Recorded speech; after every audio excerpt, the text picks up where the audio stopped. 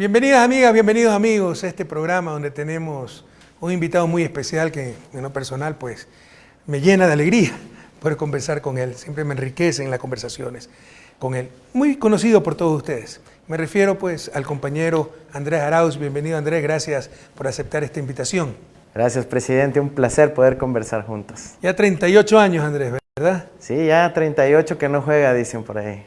Economista de la Universidad de Michigan en Economía y Matemáticas. Sí. Maestría en Aflaxo, ahora un doctorado en Economía Financiera por la Universidad Nacional Autónoma de México. Así es, presidente. Ahí todo el tiempo que he podido intercalar los estudios con el servicio público, he decidido continuar formándome para ponerlo al servicio del Ecuador, que es mi pasión en la final. A los 24 años ya eras director del Banco Central. Sí, presidente, gracias a ese proyecto político que usted lideró, que nos dio la confianza a tantos jóvenes para poder servir a la patria con pasión, compromiso y obviamente con excelencia, ¿no? Con muchísimo criterio técnico. ¿Qué nivel de gabinete que teníamos? Y antes de los 30 ya eras ministro. Sí, de conocimiento y talento humano. ¿Qué te puedo aceptar que uno fuiste candidato a la presidencia de la República? El compromiso, presidente. Aquí uno no tiene que anteponer ni el ego ni las vanidades. Uno tiene que entender que está en un proyecto histórico para servir a mi pueblo. Y así como amo a mi familia, amo al Ecuador. Y esta es una oportunidad para servir. Así que lo hago con un enorme gusto, placer y orgullo también de acompañar a Luisa González, nuestra futura presidenta. Y entre 8 binomios, el único vicepresidente varón, Andrés Arauz. Así es, presidente. Yo creo que la paridad es un avance. Y será un gusto poder, si es que nos dan el chance de debatir con las 7 vicepresidenciables también. Eso significa que somos el único proyecto político que ha presentado como candidata a la presidencia una mujer. Y con mucho orgullo, mucha honra. Ahora, yo creo que es muy restrictivo, porque si quiero presentar 2 mujeres, una a la presidencia y otra a la vicepresidencia, no lo puedo hacer. Pero bueno. Sí, pero yo creo que forzó a un debate, ¿no? Sí, forzó a un debate nacional de que podamos tener una visión diferente de cómo construir al menos son cosas interesantes, aunque la equidad pues avanzó muchísimo ya con todas las reformas que hicimos, con la nueva constitución, etcétera. En todo caso, Andrés, la economía está destrozada. Sí, absolutamente destrozada. El gobierno de un banquero ha privilegiado solamente sus propios negocios, sus intereses, que además están ubicados en el exterior, y ha dejado descuidado. No creo yo que es un asunto exclusivamente de ineptitud o incapacidad. Ahí hay negligencia, porque el país está sufriendo, no hay oportunidades. Hay corrupción. Hay corrupción. Utilizar el poder político en función de sus propios intereses. Hay una subejecución presupuestaria enorme. Dicen que no hay plata cuando hay mucho recurso disponible, pero no lo están ejecutando. Y eso es negligencia, porque es una irresponsabilidad con el país. Por ejemplo, en el caso de seguridad, 23% de ejecución. Es un insulto a la ciudadanía y al mismo tiempo se ponen medallas. Yo no he visto destrucción tan acelerada y profunda en época de paz en ningún país del mundo. En ningún país. O sea, donde no ha existido una guerra, un terremoto, una destrucción como la que han hecho en Ecuador, en todos los ámbitos. Seguridad, de ser el país el segundo más seguro de la región, a ser los más violentos del mundo, educación, salud, infraestructura y por supuesto la parte económica, donde entre otras cosas ha comenzado nuevamente el fenómeno o la tragedia de la migración. Así es, tenemos ya más de 220,000 ecuatorianos, solo desde el gobierno de Lazo, que no han retornado, que ya no tienen esperanza en su patria y buscan opción en otros lados. El mayor orgullo de nuestro gobierno fue que se revirtió el flujo migratorio. La gente empezó a regresar. La única vez que se revirtió ese flujo fue en nuestro gobierno. Al menos en la historia reciente. Sí. ¿Qué hacer para reactivar la economía? Hay como hacer muchísimo, ¿no? Tenemos que poner nuevamente las prioridades en orden y entendiendo clarísimo que la economía tiene que estar alineada a una visión de planificación, de gestión adecuada y de poner en orden la casa también, presidente. Tenemos una situación crítica, insisto, en donde ni siquiera el presupuesto de seguridad se ha ejecutado. Entonces, lo primero, la presencia del Estado. Aquí hay que volver a mostrar que hay un Estado presente, que hay liderazgo, que hay un gobierno que va a ejecutar, que va a cumplir sus responsabilidades, garantizar los derechos a su gente en materia de salud, educación, seguridad, etcétera. Y solo eso ya es un boom económico. Pero además, tenemos un montón de obras represadas. No se ha dado ni mantenimiento a la infraestructura enorme que construyó. ¿Y dónde va a sacar el dinero para darle ese mantenimiento? Estoy de acuerdo. Eso es altamente generador de empleo. Pero ¿dónde saca los recursos para hacer ese mantenimiento? Bueno, el país cuenta con recursos. Primero, insisto, hay la subejecución del propio gobierno. Pero además el propio país, a través del Estado, a través de su Banco Central, tiene cerca de 8.000 millones de dólares guardaditos en bancos en Suiza cuando tenemos necesidades urgentes en el Ecuador.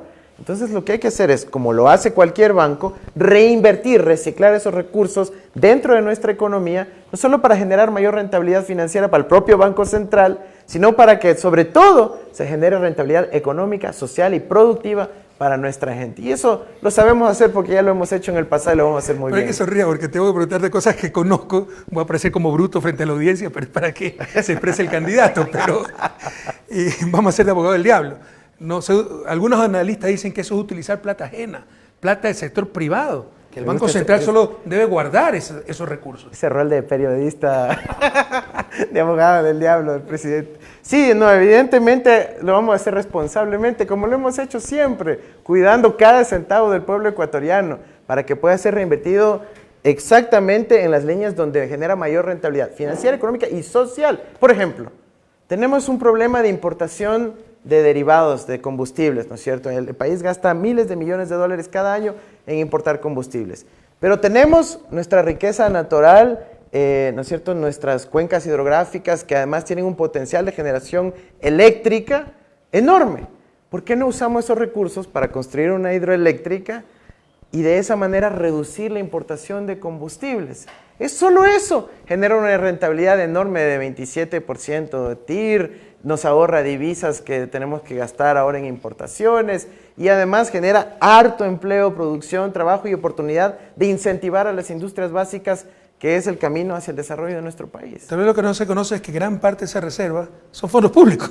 Son fondos del propio sector público que con la cuenta única del Tesoro están depositados en el Banco Central y los manda para financiar a Suiza, cuando podrían estar financiando el desarrollo del Ecuador. El rol de todo banco es juntar los pequeños ahorritos que tiene mucha gente y hacer un gran fondo común para eso colocar en crédito, producción, reactivación, que a su vez genera mayor dinamismo económico y luego más depósitos. Eso yo no sé por qué nos critican algo tan obvio que los banqueros hacen todos los días. Porque convirtieron, no es que quieren, convirtió al Banco Central en simple alcancía, para que guarde las reservas, no para que las asigne eficientemente, con rentabilidad para el banco y con beneficio para el país.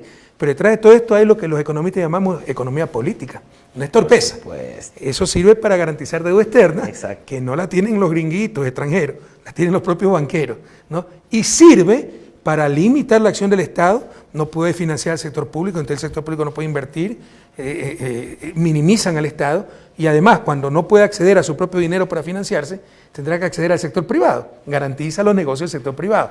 Tampoco es tanta torpeza, ahí hay deshonestidad. En la elección pasada yo me acuerdo que tuvimos una conversación con inversionistas de Wall Street en Nueva York y decían, ¿por qué ustedes tienen esa obsesión de querer invertir sus propios recursos dentro del Ecuador? Y decía, ¿por qué? Porque en parte no tengo que estar golpeando la puerta de ustedes si es que tengo una emergencia y puedo atender inmediatamente la situación hoy en vez de tener que pasar por un proceso de estructuración de obligaciones, roadshow, convencer a los inversionistas del exterior, que al final sí se puede hacer, pero demora muchísimo tiempo. Solo el tener esa posibilidad de, por ejemplo, en casos de emergencia, con lo que se viene en el fenómeno del Niño, acceder a nuestros propios recursos para atender esa emergencia, cambia la economía política, porque el Estado puede actuar y no depende de la buena voluntad de algún capitalista financiero del exterior o de los banqueros nacionales. Resumiendo tu propuesta, básicamente es poner a trabajar la reserva que la tienen invertida en el exterior. ¿Podrías explicarle al público qué es la reserva? ¿Para qué sirve? Claro que sí. Cuando en un país tú tienes un Estado, distintos ministerios, instituciones, seguridad social, gobiernos locales, obviamente el Ministerio de Finanzas también, todos tienen su plata en un banco central, que es el banco estatal que rige a todo el sistema financiero. También tienen algo de recursos ahí los propios bancos privados en esa institución. Entonces esa institución es la rectora del sistema monetario nacional. Si decide contraer o expandir su política de crédito, hay más o menos liquidez en la economía. Entonces, perdonen el tecnicismo, pero esto es importante explicar a la ciudadanía. Si es que nosotros no actuamos explícitamente para que haya mayor disponibilidad de crédito en el Ecuador, a través, por ejemplo, de la reinversión de la liquidez, de esos recursos que están depositados en el Banco Central, que se denominan de reserva, pero a veces se confunde reserva con fondito de una alcancía o un chanchito que está ahí para alguna contingencia, cuando el dinero es algo dinámico, que si es que uno no lo pone a circular, luego simplemente genera recesión, es decir, se queda paralizada la economía. Es cuando el dinero circula que finalmente hay actividad económica, y para eso somos buenos, y el Ecuador ya lo vivió en el gobierno de la Revolución Ciudadana, donde había circulante, había economía para las familias ecuatorianas, había obra, había trabajo, empleo, circulación de capitales, pero también de mercancías, transporte, todo el mundo se benefició. Pero tú has dicho que la reserva es liquidez, y la liquidez es necesaria, no hay que tocarla. No, la liquidez hay que actuar inteligentemente, por supuesto que sí. Pues ya estoy haciendo otra vez el rol de periodista económico. Estoy asumiendo el rol de los pseudoanalistas, ¿no? No, por supuesto, hay que, a ver, para todo esto hay una serie de indicadores, variables, se llama el índice de liquidez estructural para evitar que uno vaya por ahí demasiado de la inversión, demasiado crédito, sino se actúa razonablemente en función de estándares internacionales, que más somos bastante buenos para eso. La gente no tiene por qué preocuparse de que no lo vayamos a hacer bien, y vamos a hacerlo sobre todo pensando en las familias ecuatorianas. La economía no es nada esotérico, la hacen parecer esotérica para que algunos economistas mediocres aparecer como los sumos sacerdotes, ¿no? Es sentido común, es como un padre de familia. No tener liquidez ni para el taxi por si el hijo se le enferma y llevarlo a la emergencia es riesgosísimo. Pero tener exceso de liquidez, plata bajo el colchón, cuando no hay ni para comer, es irresponsable, o por lo menos una altísima ineficiencia. Hay que tener la cantidad adecuada, y para eso hay indicadores, y obviamente en el caso ecuatoriano hay una terrible ineficiencia en el manejo de la reserva. Pero tú has hablado que eso servirá para financiar obra pública, infraestructura, como le hicimos a nuestro gobierno. Tuvimos los más altos índices de inversión de toda América Latina. Pero hay algunos que dicen... Por cierto, cuando yo fui subsecretario de Inversión Pública fue cuando tuvimos el récord de inversión en todo el país. Ya, pero algunos dicen que esa inversión pública desplaza inversión privada, desplaza al sector privado, por eso hay que minimizar al sector estatal y a dejar todas esas inversiones, la construcción, infraestructura, etcétera, para el sector privado. Es una visión absolutamente reduccionista, al contrario. Ya me diste bruto de nuevo. La inversión pública fomenta la inversión privada. Por ejemplo, si yo construyo una carretera donde antes no había camino, luego se va a poner la gasolinera, luego va a venir el vulcanizador, luego van a venir los distintos servicios, solo pensando en la carretera en sí mismo. Pero además, si yo construyo esa carretera, se facilita el transporte de las mercancías, de los productos de los agricultores, se dinamiza la economía en general, los transportistas ya no tienen que reparar su carro a cada rato porque se les daña, etc. Es decir, la inversión privada es fomentada con la inversión pública, y eso ya... Digamos, estamos en pleno siglo XXI, lo sabemos todo el mundo. Yo no sé cómo hay gente que todavía quiere sostener esas otras visiones, cuando lo que más se necesita ahora es reactivar la obra en el Ecuador, justamente para que el sector privado también invierta y se beneficie. ¿Y por qué no dejar que ese carretero lo haga el sector privado? A ver, hay mecanismos y soluciones puntuales donde eso se puede aplicar, pero yo no voy a estar esperando que alguna vez se animen a invertir en 5 años, en 10 años, a que construyan ese carretero. El Estado tiene que actuar hoy, urgentemente, porque estamos enfrentando una necesidad imperiosa. El mensaje es que el sector público no es rival del sector privado, sino complemento, y tienen sinergias. Una buena inversión pública atrae inversión privada. Por supuesto que sí. Es lo que en inglés le llaman el crowding in. El crowding in, donde uno hace una inversión pública crucial, clave, crítica, que hace encadenamientos productivos por un lado, pero además atrae otros negocios. Otra vez el ejemplo de las hidroeléctricas y del tener energía barata. Si nosotros ofrecemos al Ecuador inversiones en tener soberanía energética, soberanía eléctrica, fomentamos una energía barata en nuestra economía, ¿cuántas inversiones en industrias básicas nos van a llegar? ¿Cuántos negocios se van a beneficiar también de aquello? Y de esa manera también generar trabajo y empleo para las familias ecuatorianas. Pero en algunos textos de estudio todavía en ciertas facultades ecuatorianas y mundiales te enseña es el efecto crowding out de la inversión pública, que desplaza inversión privada. Eso es pura ideología. Es pura ideología, y además viene con un sesgo del capital financiero, porque ellos cuando hablan del crowding out hablan sobre todo de la tasa de interés en los mercados financieros, pero nunca hablan de los derechos de la gente, de la obra, de la productividad sistémica, de la competitividad sistémica también, de la importancia de la infraestructura en fomentar las actividades de la inversión en seguridad. Derecho de la gente, base para la libertad, de la cual tanto hablan los neoliberales, y sin seguridad va a haber inversión privada. Jamás, pues. Precisamente por haber abandonado la inversión en seguridad, hoy lloramos lágrimas de sangre, ¿no? Presidente, al ECU 911 no le han dado mantenimiento, ni de los servidores de los datos donde se almacenan los videos, ni han renovado las cámaras que tienen que monitorear a todo el país. No han comprado ni sillas para los monitores del ECU 911 que están atendiendo las llamadas todos los días. Algo tan básico hace que el sistema en su conjunto se quiebre. Y sin seguridad, ¿qué inversión puede haber? ¿Qué economía privada? ¿Qué actividad? ¿Qué comercio? Ahora en el Ecuador, presidente, en nuestros recorridos, realmente uno sufre porque los negocios están cerrando a las 5 de la tarde, a las 6 de la tarde como máximo. Cuando en las ciudades de nuestro país, en la costa sobre todo, eso quedaba abierto hasta bien de noche, la gente salía a la calle. Ahora eso es como haber aniquilado una parte de la economía nacional. Las unidades de policía comunitaria, que además era una visión de la nueva policía, trabajando, insertada dentro de la comunidad, que es la que mejor sabe quién es el microtraficante, quién es el agresor intrafamiliar, quién es el jefe de la mafia, los delincuentes, los pandilleros. Entonces, la idea era, tenían salas de reuniones para reunirse con la comunidad, ahí abandonadas, botadas. Están botadas. Y yo no he visto destrucción de tal magnitud y tan rápida y tan profunda en ningún país en época de paz. Es realmente indignante, es muy doloroso eso que vemos. Y además, digamos, si no querían construir más, por lo menos den mantenimiento y cuiden las que ya estaban, que era una conquista además de las comunidades, de los barrios, de nuestras ciudades, de nuestro país. Pero además, por si acaso, nosotros, presidente, dejamos planificado en cada área.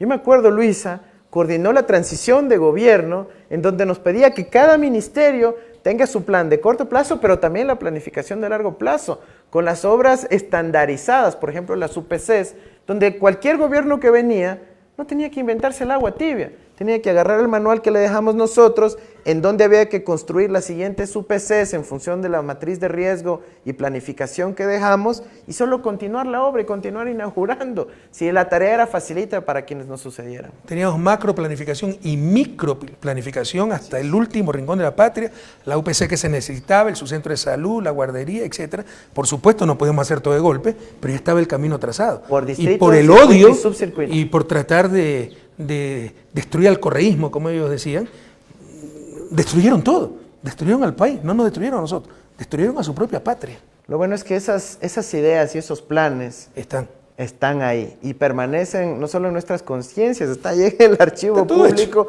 Entonces para nosotros, presidente, va a ser relativamente fácil reactivar todo eso. Desde el primer día, como lo hemos dicho con Luisa, empezar a trabajar para poner orden en el país, recuperar toda esa senda hacia el desarrollo que dejamos marcado y finalmente el resurgir de nuestra patria. Pero recuerda que también esas fuerzas reaccionarias tratarán por todos los medios de impedir que un gobierno progresista recupere el país. Presidente, vamos a hacerlo con nuestro pueblo. El pueblo es absolutamente crítico en esto. Tiene que ser una victoria contundente, con un respaldo también en la Asamblea Nacional, para que aunque esos poderes fácticos quieran interponer acciones, frenar, ahora veo que Lazo también quiere dejar hechos unos nombramientos para boicotearnos y todo eso, no. Con la fuerza de nuestro pueblo vamos a prevalecer y justamente trabajar, servir a nuestro pueblo en garantizar sus derechos. La renegociación de los CP, la renegociación de los contratos con las telefónicas, es descarado. ¿Quieren dejar todo amarrado? Sí, yo confío que les han llegado las palabras de advertencia, porque creo que un gobierno que ya decretó su propia muerte no tiene ninguna legitimidad para estar haciendo contratos a 20 años plazo. Y haciendo bien esas cosas se pueden sacar muchísimos recursos para reactivar la economía. Entonces, tú piensas reactivar la economía utilizando adecuadamente la reserva monetaria, estoy totalmente de acuerdo. Ahí hay muchísimos recursos ociosos y recursos del propio sector público, del propio Estado, no de los depositantes de la banca, lo cual tampoco estaría mal. Eso es lo que hacen los bancos todos los días. Recogen depósitos de todo el mundo y colocan crédito. Pero ni siquiera hay que recoger depósitos de terceros, son depósitos del propio sector público, ¿ok? Con eso vas a financiar inversión pública, sobre todo productiva. Cuidado, que también hay inversión social, que es necesaria. El problema es que el retorno en dólares tarda mucho más. Pero educación, salud son cosas necesarias, como una carretera o una hidroeléctrica te aumenta competitividad sistémica más rápidamente y te genera más dólares para perpetuar el proceso de crecimiento. Y nos genera trabajo para la gente que está desesperada porque, bueno, hay la inseguridad, evidentemente es una preocupación crítica, pero también hay que ir a trabajar y nosotros tenemos que generar esas oportunidades y para eso servirá la inversión pública. Pero también, presidente, la banca pública. Una parte de esos recursos de la reserva no solo es para que el propio Estado invierta, sino también para prestar para poder otorgar créditos productivos. Lasso eliminó a la CFN como banca de primer piso, que era un gran motor del para que desarrollo. No le haga competencia al Banco de Guayaquil. Pero por supuesto, si ha sido solo el beneficio. Sobre todo los jóvenes que nos escuchan, graben esto en piedra, ¿no? La única razón del poder público es el bien común. Cualquier cosa que no sea el bien común es corrupción, la peor corrupción. Y esta gente utilizó el poder político para su propio beneficio, para garantizar sus negocios. ¿Por qué eliminar a la CFN como banca de primer piso? Para darle más negocio a sus bancos privados.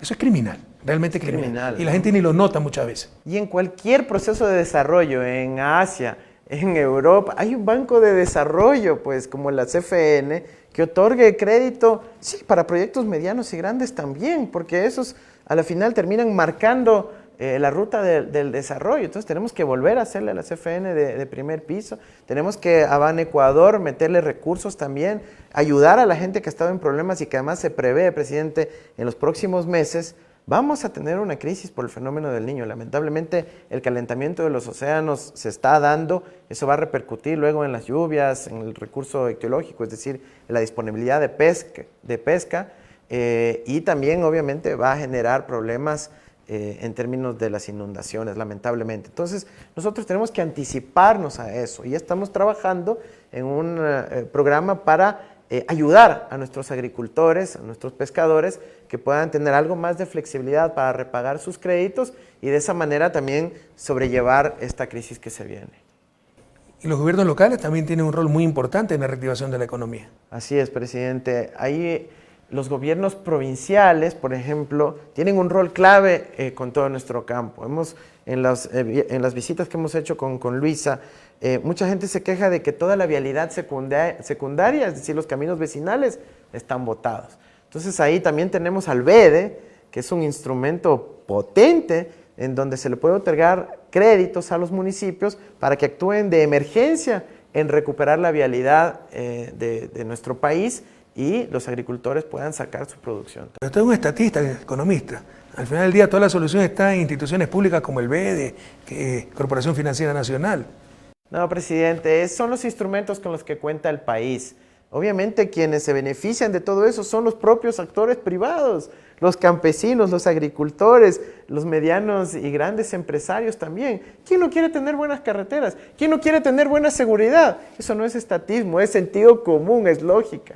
Ahora, el sistema económico es como el cuerpo humano, el circulante, el dinero, es como la sangre, ¿no? Que circula en el cuerpo humano y da vida a ese cuerpo. Las divisas que tú quieres traer de esa reserva mal invertida entrarán a ese flujo circular que se llama técnicamente. Eso hace crecer, revitaliza, porque además un dólar que invierte no es un dólar que queda, sino por el efecto multiplicador genera 3, 4 dólares en producción, empleo, valor agregado, etcétera, ¿no? Pero, ¿qué pasa si por otro lado está saliendo pues ese flujo? En otras palabras, siguiendo con la analogía del cuerpo humano, por un lado hay una transfusión, te meten sangre, pero por otro lado hay una herida abierta y se desangra, y más rápido de lo que entra sangre. Entonces colapsa ese cuerpo. Creo que el país está listo para asumir con responsabilidad la necesidad de mantener esos dólares circulando en la economía nacional, ¿no es cierto? Entonces, ¿qué implica eso? Por ejemplo, Lasso está firmando TLCs con China, por aquí y por allá, ¿no es cierto? Con China, la primera algunos potencia aplauden económica. su propia desgracia, ¿no? Nosotros tenemos que ser muy cautos con eso. Hay que revisar línea por línea, detalle por detalle, para ver si es que realmente beneficia o no a nuestro país. Pero en principio, un país que quiera entrar en una lógica de libre comercio, así dicho como tal, es un subsidio para un país pequeñito en vías de desarrollo y dolarizado. Sin moneda nacional y competir contra el campeón de competitividad como China por los bajos salarios y con moneda nacional, poco menos que suicida. Ahora, otra cosa, Lasso también ha disminuido el impuesto a la salida de divisas. Todo para llenarse los bolsillos. ¿Quién es el único que se beneficia de eso? El que saca los dólares a Panamá, a su banco offshore. Entonces, todas esas cosas tenemos que revertir inteligentemente de tal forma que haya más bien más actividad productiva dentro de nuestro país. Eliminaron los impuestos a la herencia. Sí, bueno, esas son parte de las trampas, ¿no es cierto?, que él ha querido convencer a la gente de que de esa forma hay una continuidad del patrimonio de la familia, cuando solo afectaba a una minúscula proporción de nuestra población. Pero además eliminaron pues el impuesto, que no lo aumente, pero que lo mantengan. Pues. Ya no quieren pagar impuestos y solo con eso, ya, Y por otro lado, ¿cuánta plata metieron en su bolsillo? ¿No? Además, por otro lado, aumentó los impuestos a las clases medias. Eliminaron empresas públicas rentables como Seguro Sucre, que va a 15, 20 millones de utilidades. Al eliminar eso, le están dando ese negocio de aseguradoras privadas. En 4 años de gobierno son 680 millones que está regalando esas aseguradoras privadas que financiaron la campaña de Lazo. Ahí está la corrupción. Cuando esos 80 millones pudieron quedar para el pueblo ecuatoriano, para libros, medicinas, carreteras y tantas necesidades, seguridad. Así es. Perdona que me indigno también porque por supuesto sabemos de lo que estamos hablando. También ha quitado recursos a las empresas estratégicas del país. Ha liquidado la empresa minera que estaba actuando en los lugares focos donde había minería ilegal. Y claro, si retira la empresa estatal de minería, que además generaba rentabilidad social, pero también económica y financiera, ¿qué pasa ahí? Se fomenta la actividad minera ilegal y eso genera luego otra crisis de inseguridad. Es decir, acciones que yo ya no las considero torpes, sino negligentes. CNT, Corporación Nacional de Telecomunicaciones, le damos con 800 millones de utilidades, ahora tiene pérdida. Así es. Es impresionante. En el negocio más rentable del mundo. Para decir que lo público no sirve y privatizarlo a precio de gallina enferma, con COVID, ¿verdad? Así es. Es impresionante lo que se ha hecho. En todo caso, evitar que salgan divisas. ¿Qué hacer también para proteger la producción y el empleo nacional? Muchos dicen, no, yo como consumidor si me da la gana de comprar lo importado, lo compro y hay que abrir la frontera. ¿Qué pasa con la producción y el empleo nacionales? A ver, ahí nuestra Constitución es clarísima, ¿no es cierto? Nosotros tenemos que proteger la industria y la producción nacional como prioridad, porque es ahí donde se generan las fuentes de trabajo y empleo. Ahí, por ejemplo, el gobierno actual está abriendo a la importación de arroz, ¿no es cierto? 30,000 toneladas métricas de arroz, y con eso quebraría buena parte de nuestro sector arrocero, que es además fuente clave de soberanía alimentaria en nuestro país. ¿Quién no come arroz en el Ecuador? Y eso pudiera ser realmente un peligro para el futuro de nuestro país. Entonces, aquí hay que actuar con contundencia, lo hemos dicho. La soberanía alimentaria, por ejemplo, porque una cosa es importar aviones, alta tecnología, pero alimentos nosotros sí podemos producir y bien, y abundante cantidad, de hecho exportamos. Eso tenemos que proteger adecuadamente con las políticas de cuotas, de licencias, de agrocalidad, con estándares sanitarios y fitosanitarios, pero además con la conciencia de que la soberanía alimentaria debe ser un objetivo de seguridad nacional. Y hablando claro, privilegiando la producción nacional. Y ahí un poderoso motor es el propio Estado, con sus programas, por ejemplo, desayuno escolar, comprando lo nacional, comprando a los pequeños agricultores. Hay mucha honra, presidente. Yo fui como por 40 días director del Servicio Nacional de Compras Públicas. Y en ese poquito tiempo dejamos encaminada una institución que lo que buscaba es apalancar ese propio recurso público, ¿no es cierto?, nuestro propio músculo del Estado, pero para fomentar la producción nacional. Uno mismo salir del pantano alándose los cabellos. Exactamente. Y además con desarrollo científico y tecnológico. Del Estado puedes crear tu propia demanda. Exacto. Para los productos nacionales, para el sector agrícola, para fomentar la producción de pequeños agricultores. En nuestra época, la compra pública era casi el mismo tamaño que todas las exportaciones privadas, pero no había una política de fomento detrás. Entonces, si nosotros hacemos un buen uso de ese recurso público para decir, vamos a favorecer a los productores nacionales, a los pequeños y medianos agricultores, a los pequeños y medianos empresarios, industriales, etcétera, y además les decimos, y tienen que meterle desarrollo tecnológico, va a ser un boom el Ecuador, presidente. Solo como anécdota, tú dijiste que estuviste 40 días como director del sistema de compras públicas. Tú sabes que en el caso de Soborno, donde me condenan a mí por influjo psíquico horas antes de inscribirme como candidato, y así hicieron presidente de Lazo. Horas antes, porque si yo estaba en el país cambiaba el panorama electoral. Entre las pruebas es que Jorge Glass y yo dirigíamos el sistema de compras públicas del Estado. ¿Alguna vez el presidente o el vicepresidente han dirigido el sistema de compras públicas? No, presidente, para eso hay una institución específica. Las barbaridades que tiene esa cantinflada. Con su propia ley, pero no con pasa su propia nada, institucionalidad. no pasa nada. Mira, qué terrible. Pero no es solo el sector agrícola el que está destrozado, ¿no?, sino el sector industrial, la pequeña, mediana industria. Es terrible la situación en que se encuentra. Lo primero que hizo Lazo fue desmontar las protecciones, digamos, inteligentes que pusimos nosotros con la reglamentación técnica, las normas INEN, los estándares que tenían que cumplir, algunas otras políticas que complementaban todo aquello, de tal forma que la producción nacional, la industrial nacional, sepa que por lo menos tiene un mercado interno en donde puede ir abasteciendo, creciendo su producción, innovando, y de esa forma creciendo y generando trabajo y empleo. Pero cuando vino la sociedad, quitaron todas esas protecciones que habían para la industria nacional para favorecer a los importadores, donde está su amigo que hoy es el ministro de Economía, Pablo Arosemena, y de esa manera dejar la vía libre a lo que se llama el bobo aperturismo, presidente. Entonces, con el bobo aperturismo, ahí está la destrucción de la industria nacional, que ahora están muy arrepentidos de haber apoyado una política como la de Lazo, ¿no? Pero las políticas que tú estás describiendo, Andrés, que las conozco perfectamente y que han utilizado prácticamente todos los países desarrollados, empezando por Estados Unidos, ¿no? Que es el creador del proteccionismo moderno, con Alexander Hamilton. En todo caso, beneficia sobre todo a provincias altamente industrializadas como Tungurahua. Pero Tungurahua es una de las provincias con menos apoyo hacia la Revolución Ciudadana. ¿Cómo explicar esa contradicción aparente, al menos? Bueno, es uno de los grandes misterios, ¿no? Porque fueron de los más beneficiados con la Revolución Ciudadana, no solo en materia de cosas como servicios públicos, ¿no? Como la vialidad, etcétera, sino en los sectores productivos, el calzado, el de textiles, ¿no es cierto? El agrícola, donde tenían más opciones que nosotros. El cuero. Ahora, por cierto, de la región de donde más están saliendo es justamente aquí en Quinzapincha. Es increíble eso. O sea, además son artesanos de primer nivel. Los productos de Quinzapincha. Yo tengo una chompa de Quinzapincha, de repente en Bélica, y la gente cree que soy multimillonario porque una cosa así imposible comprarse allá. Claro, y es una chompa de cuero, Quinzapincha, pero claro. preciosa, preciosa.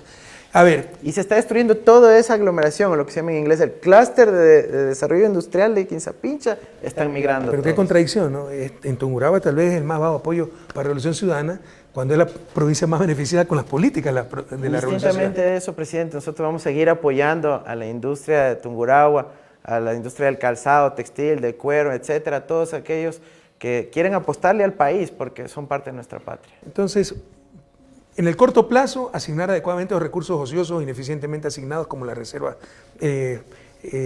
monetaria, a través de inversión pública, pero también de crédito, apoyando a los gobiernos locales, ¿no? Infraestructura, etcétera.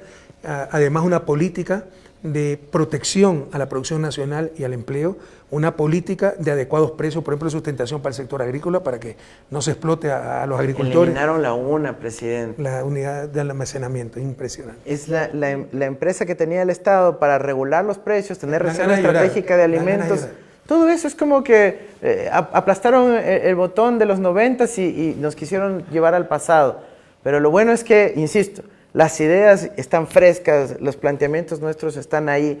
Ya lo hicimos una vez, entonces sabemos los atajos para poder lograrlo de nuevo y tenemos esa tarea inmensa con Luisa de retomar el camino de la recuperación de la patria. Es escandaloso y algunas veces pienso que el país ha perdido la capacidad de asombro, pero la economía insoleta y los bancos rompiendo récord en utilidades. Pero ya no hay decoro, no hay decencia, no tienen sangre en la cara. Acaban de subir las tasas de interés. Acaba de subir las tasas de interés. Perdóneme, eso es inaceptable. Bueno, en todo caso, apoyo a la industria, sobre todo pequeña y mediana industria, que son las mayores generadoras de empleo. Y empleo, nadie ha descubierto una mejor forma de combatir la pobreza dignamente que con empleo de calidad, ¿no? Pero bueno, terminemos con la clase trabajadora. También el empleo se ha deteriorado. El empleo adecuado, afiliaciones al IES, Seguridad Social, ha retrocedido, se vuelve la tercerización, vuelve la no afiliación de las empleadas domésticas, de los trabajadores, las trampas de siempre, vuelve la vulneración de los derechos laborales. ¿Qué piensas al respecto?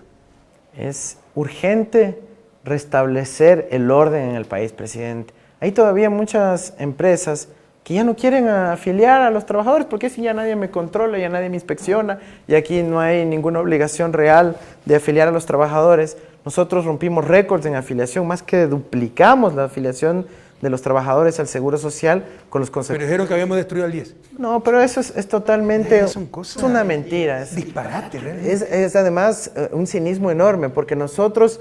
fuimos los que fortalecimos al IES. ¿Cómo? Generando trabajo y haciendo que se afilie. 1 millón de afiliados, ¿cómo va a debilitar al IES? Exactamente. Y mejoramos las pensiones y mejoramos los accesos. El banco del IES. Creamos el banco del IES. Tanto éxito tuvo, sobre todo para los créditos hipotecarios. Que ahora lo quieren. ¿Cuántas jóvenes parejas se beneficiaron de tener desde el inicio su casa y no tener que pagar arriendo toda la vida? Y ojo, Ecuador, que lo quieren eliminar ahora en estas reformas al IES que Lazo quiere meter con decreto ley. No vamos a permitir eso jamás. Pero obviamente nosotros sí fortalecimos al IES, a la Seguridad Social en general, respetando los derechos de los trabajadores y fomentando que haya más creación de trabajo y empleo por todo lado. Quiere eliminar todo lo que sea competencia para banca privada, para tener todo el mercado para ellos solos a imponer sus condiciones. Hay una norma que lamentablemente fue una de las primeras cosas que hizo Moreno, fue cambiar la norma de inspección laboral. Un detalle que parecía insignificante. Nosotros teníamos inspecciones sorpresa para poder encontrar realmente dónde están los problemas. Moreno puso que las inspecciones se deberán notificar con 15 días de anticipación. Para que todo el mundo tenga afiliados a sus trabajadores o en la casa de los no afiliados. Claro, les dije, no vengas a trabajar ese día que viene el inspector, pues. Entonces, solo ese cambio chiquito. Entregaron el país. No te diría ni siquiera al capital, la supremacía del capital sobre el ser humano, sino a lo más corrupto del capitalismo, a la codicia sin límite, a la explotación, ¿no? A la falta, a la gente apátrida que ni siquiera quiere a su propia patria. Una de las cosas que más pide la gente en el Ecuador con quienes hemos estado conversando con Luisa es queremos que nuevamente se respeten nuestros derechos laborales, los derechos de los trabajadores, el poder tener la certidumbre de que van a poder seguir alimentando a sus hijos. En sus manos, el voto, este 20 de agosto. Antes de terminar, Andrés, algo que para mí, yo sé que también para ti tiene algo, un interés muy especial y un afecto muy profundo. Antes de la Constitución del 2008, la economía popular y solidaria, la mayor generadora de empleo en el país, era absolutamente invisibilizada. La Constitución de Montecristi reconoció a esa economía popular y solidaria como uno de los 3 sectores de la economía. Sector público, sector privado, capitalista moderno, si cabe el término, y el sector de economía popular y solidaria. ¿Qué van a hacer con respecto a ese tan importante sector? Presidente, el mero hecho del reconocimiento que se dio en la Constitución fue un enorme hito, porque además no solo que estaban invisibilizados, sino criminalizados. Entonces, el haber dado el salto a darle visibilidad, institucionalidad, una superintendencia, un ministerio, una junta reguladora, etcétera, que pueda poner visibilidad, pero también regulación y fomento al sector, ya fue muy importante. Pero ahora podemos hacer mucho más. Por ejemplo, en la contratación pública, el fomentar que la economía popular y solidaria sea proveedora del Estado. Eso, ¿quién hubiera pensado antes de la Revolución Ciudadana? Con la Revolución Ciudadana fueron proveedores del Estado. Asociaciones de textileros como el programa Hilando el Desarrollo. Los uniformes para el sistema escolar. ¿Cuántas centenas de pequeñas artesanas? Y sobre todo mujeres, presidente. En lugar de contratar 2 o 3 grandes empresas, contratamos 800 pequeñas artesanas para que hagan los uniformes. El tema de la alimentación escolar puede ser una oportunidad muy importante ahí también. En general, los catering, pero también servicios de pintura, mantenimiento, servicios de limpieza. Que utilizamos la economía popular y solidaria incluso para dar mantenimiento vial, para cortar la hierba, no es que necesita grandes empresas. Y con la gente de la propia comunidad. De la propia comunidad. Entonces, se puede hacer tanto para generar empleo, distribuir ese empleo, combatir la pobreza de forma más digna, dando empleo adecuado a la gente. Y hay un elemento súper clave que también tiene que ver con la simplificación de trámites, presidente. O sea, yo creo mucho en el rol de la tecnología para transformar la sociedad. Y ahora en el siglo XXI, 2023, tenemos que usar la tecnología al máximo. ¿Para qué? Para simplificar la vida de la economía popular y solidaria, del pequeño emprendedor, del innovador, para que no tengan que pasar por larga tortura para sacar un trámite, un permiso, poder sacar un registro sanitario, poder vender su producto, etc. Ahí la tecnología y la simplificación de trámites van a ser un enorme aliado para también ayudar a fomentar la economía. Que se mueva la información, no las personas, ¿no? La persona de una computadora puede acceder a todos los permisos que quiera. Habíamos avanzado muchísimo, pero eso hay sectores que pierden el poder, pierden el control y con eso lucran. Mira lo que ha pasado en el registro civil, ¿no? Claro. Entonces boicotean estos procesos. Hay que retomar esa senda. Y somos buenos para eso, presidente. Sí, nadie mejor que tú para eso. A ti te encanta lo vamos la a tecnología y la innovación. Muy bien, para servir a nuestro pueblo. Por ejemplo, creando un sistema nacional de clave única. Ahora, un emprendedor pequeño que quiere hacer su negocio tiene que tener una clave para el SRI, otra clave para el IES, otra clave para la super de compañías, otra clave para el registro mercantil, otra clave para pagar el agua potable, otra, y así como 20 claves diferentes, ya cualquiera se olvida. Lo más triste es que tenemos las capacidades tecnológicas. Las nuevas cédulas tienen el chip para hacer todo eso, pero no se lo utiliza. Puede hacer, presidente, y va a ser un boom lo que vamos a vivir. Alguien dirá, ¿y por qué en 10 años no lo hicimos? Lo hicimos, lo empezamos a hacer, no pudimos hacer todo. Pero en lugar de avanzar, retrocedieron. No solo retrocedieron, destrozaron todo.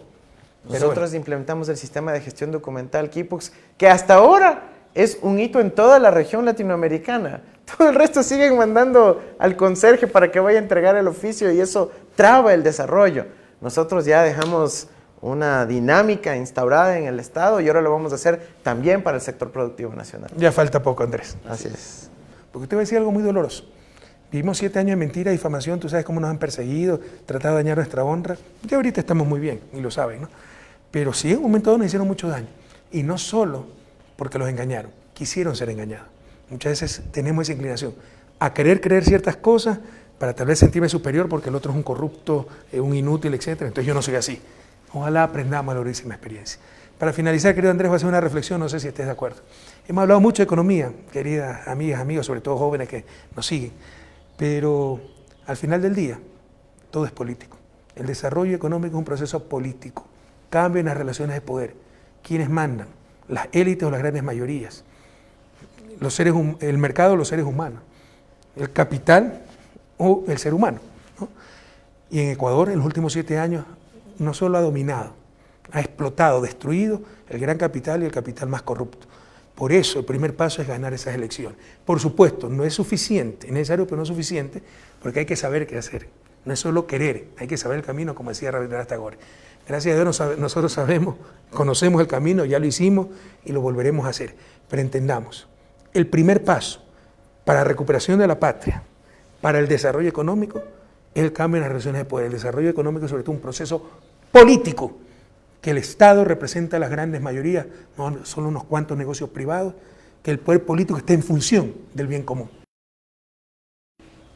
Totalmente. El proceso de desarrollo es un proceso político y ahora tenemos la oportunidad de recuperar esa senda hacia el desarrollo. Tenemos la oportunidad de que nuestra patria resurja nuevamente con el conocimiento, con la técnica, también con gente que sí tiene vocación de servicio. Por ahí hay un montón que solo quieren poner su cuadro en Carondelet, pero no tienen esa convicción, esas ganas de servir al Ecuador. Solo están ahí para satisfacer sus egos o vanidades. Ese sentido de misión. Y la misión es sacar al país de su desarrollo. 200 años son suficientes. En todo caso, Dios mediante, Ecuador tendrá un gran vicepresidente. Muchas gracias, Andrés, presidente, por haber venido a mi programa. Gracias. Cuídate. El resurgir de la patria. Seguridad, trabajo, bienestar. Luisa González, presidenta. RSC.